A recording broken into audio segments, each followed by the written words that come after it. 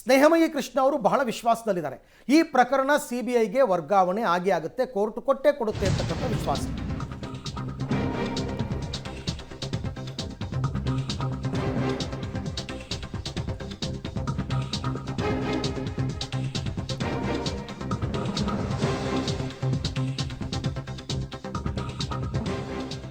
MUDA case CBI ಹಸ್ತಾಂತರ ಆಗುವಂತಹ ನಿರೀಕ್ಷೆ ಇದೆ. ಹುಬ್ಬಳ್ಳಿಯಲ್ಲಿ ದೂರುದಾರ ಸ್ನೇಹಮಯಿ ಕೃಷ್ಣ ಹೇಳಿಕೆ ಕೊಟ್ಟಿದ್ದಾರೆ.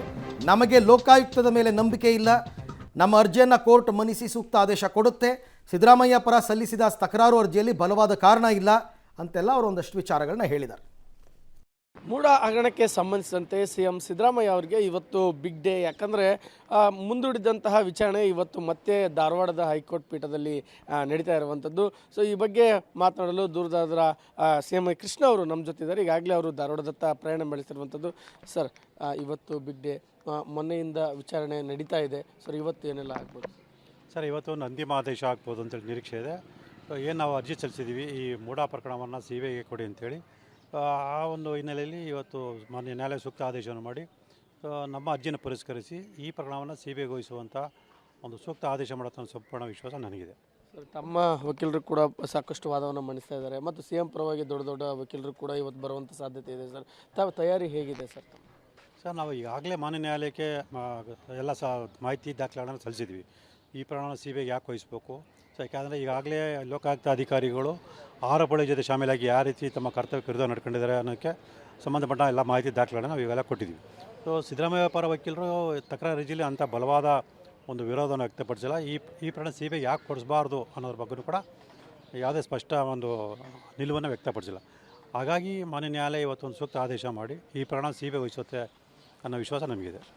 ತಾವು ಕೂಡ ಮೊದಲಿಂದ ಹೇಳಿದ್ವಿ, ಒಂದು ಲೋಕಾಯುಕ್ತ ಸಿ ಎಂ ಅಡಿಯಾಗಿ ಕೆಲಸ ಮಾಡ್ತಾ ಇದೆ ಅಂತ. ಅದಕ್ಕೆ ತಕ್ಕಂತೆ ಒಂದು ಕಡೆ ಕ್ಲೀನ್ ಚಿಟ್ ಕೊಡುವಂಥ ಪ್ರಯತ್ನ ಇರ್ಬೋದು ಅಥವಾ ವಿಚಾರಣೆನ ಮುಂದೂಡುವಂಥ ಪ್ರಯತ್ನ ಕೂಡ ಆಗ್ತಾ ಇರುವಂಥದ್ದು. ಸರ್, ಹೌದು ಸರ್, ನಾವು ಮೊದಲಿಂದ ಕೂಡ ಲೋಕಾಯುಕ್ತ ಸಂಸ್ಥೆ ಮೇಲೆ ಅನುಮಾನ ವ್ಯಕ್ತಪಡಿಸ್ತಾ ಇದ್ದೀವಿ. ಯಾಕೆ ಅಂತ ಹೇಳಿದ್ರೆ ಲೋಕಾಯುಕ್ತ ಸಂಸ್ಥೆ ರಾಜ್ಯ ಸರ್ಕಾರದ ವ್ಯಾಪ್ತಿಯಲ್ಲಿ ಬರೋದ್ರಿಂದ, ಮುಖ್ಯಮಂತ್ರಿಗಳಲ್ಲಿ ಮೊದಲನೇ ಆರೋಪ ಆಗಿರೋದ್ರಿಂದ ಅವರ ಪ್ರಭಾವಕ್ಕೊಳಗಾಗಿ ಲೋಕಾಯುಕ್ತ ಅಧಿಕಾರಿಗಳು ತಪ್ಪು ವರದಿನ ಸಲ್ಲಿಸ್ಬೋದು ಅಥವಾ ಸುಳ್ಳು ವರದಿನ ಸಲ್ಲಿಸ್ಬೋದು ಮತ್ತು ಕೆಲವು ಸಾಕ್ಷ್ಯಗಳನ್ನು ಮುಚ್ಚಿಡ್ಬೋದು ಅನ್ನೋ ಒಂದು ಅನುಮಾನ ನಮ್ಗೆ ಮೊದಲಿಂದ ಇರೋದ್ರಿಂದ ಈ ಪ್ರಕರಣ ಸಿಬಿಐ ಕೊಡಬೇಕು ಅಂತೇಳಿ ನಾವು ಮಾನ್ಯ ನ್ಯಾಯಾಲಯಕ್ಕೆ ಅರ್ಜಿ ಸಲ್ಲಿಸಿರೋಂಥದ್ದು. ಸೊ ಇವತ್ತು ಅದಕ್ಕೊಂದು ತೀರ್ಪು ಬರುತ್ತೆ ಅನ್ನೋ ವಿಶ್ವಾಸ ನಮಗಿದೆ. ಸರ್, ಒಂದು ವೇಳೆ ಸಿಬಿಐಗೆ ಕೊಡೋದಾದರೆ ಸರ್, ಯಾವ ರೀತಿಯಾಗಿ ತಾವು ಸಿಬಿಐಗೆ ಸಹಕಾರ ಕೊಡೋಕ್ಕೆ? ಸರ್, ಎಲ್ಲ ರೀತಿಯ ಸಹಕಾರ ಕೊಡೋಕ್ಕೆ ನಾವು ಸಿದ್ಧವಾಗಿದ್ದೀವಿ ಸರ್. ಯಾಕೆಂದರೆ ನನ್ನ ಹತ್ರ ಈಗಾಗಲೇ ಏನು ಸಾಕ್ಷ್ಯಗಳು ಲಭ್ಯತೆ ಈಗ ಎಲ್ಲ ದಾಖಲಾತಿಗಳನ್ನು ಕೂಡ ಮಾನ್ಯ ಲೋಕಾಯುಕ್ತ ಅಧಿಕಾರಿಗಳು ಕೊಟ್ಟಿದ್ದೀನಿ. ಸೊ ಅವರು ಆ ಒಂದು ಸಿಬಿಐಗೆ ಹಸ್ತಾಂತರ ಮಾಡಿದ ನಂತರ ಸೊ ಸಿಬಿಐ ತನಿಖಾಧಿಕಾರಿಗಳು ಮತ್ತಷ್ಟು ಮಾಹಿತಿ ದಾಖಲಾತಿಗಳು ಬೇಕು ಅಂತ ಹೇಳಿದ್ರೆ ಸೊ ನನ್ನ ಹತ್ರ ಲಭ್ಯವಿರುವಂಥ ಮಾಹಿತಿ ದಾಖಲಾತಿಗಳನ್ನು ನಾನು ಕೊಡೋದಕ್ಕೆ ಸದಾ ಸಿದ್ಧನಾಗಿದ್ದೀನಿ. ಸರ್, ತಾವು ಒಬ್ಬ ಸಿ ಎಂ ವಿರುದ್ಧ ಹೋರಾಟವನ್ನು ಮಾಡ್ತಾ ಇದ್ದೀರಿ ಸರ್. ಸಾಕಷ್ಟು ಬೆದರಿಕೆಗಳು ತಮ್ಮ ಕೂಡ ಬರ್ತಾ ಇದ್ದಾವೆ. ಹೇಗೆ ನಿಭಾಯಿಸ್ತಾ ಇದ್ದೀರಿ ಸರ್ ಒತ್ತಡವನ್ನು? ಸರ್, ನಾನು ದಶಕಗಳ ಕಾಲದಿಂದ ಹೋರಾಟ ಮಾಡ್ಕೊಂಡು ಬಂದಿರೋದು ಇಂಥ ಹಲವಾರು ಒತ್ತಡಗಳನ್ನು, ಬೆದರಿಕೆಗಳನ್ನು ಅವೆಲ್ಲ ಅನುಭವಿಸ್ಕೊಂಡು ಬಂದಿರೋಂಥವ್ರು. ಹಾಗಾಗಿ ಯಾವುದೇ ಬೆದರಿಕೆ, ಯಾವುದೇ ಆಮಿಷಕ್ಕೆ ಒಳಗಾಗದೆ ಸೊ ಹೋರಾಟನ ಮುಂದುವರ್ಸ್ಕೊಂಡು ಬಂದಿರೋಂಥ ಸಾಕಷ್ಟು ಉದಾಹರಣೆಗಳು ನನ್ನ ಜೀವಮಾನದಲ್ಲಿ ಇರೋದ್ರಿಂದ ಸೊ ಆ ಒಂದು ಅನುಭವದ ಆಧಾರದ ಮೇಲೆ ಇವನ್ನೆಲ್ಲ ನಿಭಾಯಿಸ್ಕೊಂಡು ಒಬ್ಬ ಪ್ರಜಾಪ್ರಭುತ್ವ ವ್ಯವಸ್ಥೆಯಲ್ಲಿ ಪ್ರಜೆನೇ ನಿಜವಾದ ಪ್ರಭು. ಆತ ಮನಸ್ಸು ಮಾಡಿದ್ರೆ ಎಂಥ ಅಧಿಕಾರಸ್ಥಲ್ಲಿದ್ದರೂ ಕೂಡ ಅವರು ಭ್ರಷ್ಟಾಚಾರ ಅಪರಾಧ ಎಸಗಿದ್ರೆ ಶಿಕ್ಷೆ ಕೊಡಿಸ್ಬೋದು ಅನ್ನೋದನ್ನ ಸಾಬೀತುಪಡಿಸ್ಬೇಕಾದ್ರೆ ನಮ್ಮ ಮೂಲ ಉದ್ದೇಶ. ಇದೊಂದು ಸ್ನೇಹಮಯಿ ಕೃಷ್ಣ ಅವರ ಮಾತುಗಳು. ಕ್ಯಾಮ್ರಾಮನ್ ನಾರಾಯಣಗೌಡ ಜೊತೆ ಸುನೀಲ್ ಪಾಟೀಲ್, ಪಬ್ಲಿಕ್ ಟಿವಿ, ಹುಬ್ಬಳ್ಳಿ.